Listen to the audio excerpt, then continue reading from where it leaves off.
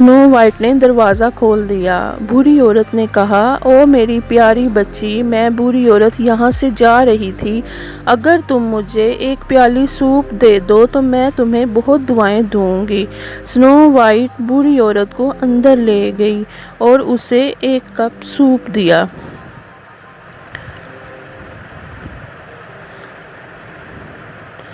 शुक्रिया मेरी प्यारी बच्ची, मेरे पास तुम्हें देने को पैसे नहीं हैं, लेकिन मेरे पास तुम्हारे लिए सेब हैं। ये बहुत रसीला और मज़ेदार सेब है। स्नो वाइट ने झट से उस एप्पल को में से एक बाइट ली, और जैसे ही उसने एप्पल से एक बाइट ली वो अचानक से बेहोश हो गई। वो बुरी औरत कोई और नहीं बल्कि वही घमंडी औरत थी। उस एप्पल की एक बाइट में इतना जहर था कि वो स्नो वाइट बेहोश हो गई और कभी भी उठ ना सकी। जब सातों बोने घर आए तो उन्होंने स्नो वाइट को ज़मीन पर गिरे हुए देखा और उन्होंने उस एप्पल को देखा। इस सेब में यकीनन जहर था और ये यकीनन उस घमंडी औरत की चाल है। स्नो वाइट सोते हुए भी बहुत खूबसूरत लग रही थी। बोनो ने स्नो वाइट को एक बड़े से शीशे में रखा और जंगल में एक ऐसी जगह पे रखा जहां उसके सारे दोस्त उसे मिलने आए। एक दिन शहजादा उसी जगह आया जहां स्नो वाइट सो रही थी। परिंदों ने शहजादे को रास्ता दिखाया जहां स्नो वाइट सो रही थी। शहजादा ये देखकर हैरान रह गया, क्योंकि ये वही खूबसूरत शहजादी थी जिसकी परछाई उसने नदी में देखी थी। उसकी ख्वाबों की शहजादी उसके सामने लेटी थी। शहजादे ने शीशे को हटाया और शहजादी को किस दी। इस तरह शहजादे और शहजादी की प्यार की जीत हुई और स्नो वाइट दोबारा से जिंदा हो गई। राजा को अपनी बेटी के पर हुए जुल्म का पता चला। उसने जादुई शीशे को तोड़ दिया और पत्थर दिल महारानी को महल से बहुत दूर भेज दिया। स्नो वाइट अपने पापा के पास अपने महल में वापस आ गई। स्नो वाइट, शहजादा और उसके बाप हंसी खुशी और 7 बोने हंसी खुशी एक साथ बहुत खुश रहे। अगर वीडियो अच्छी लगे तो चैनल को लाइक और सब्सक्राइब ज़रूर करें। शुक्रिया।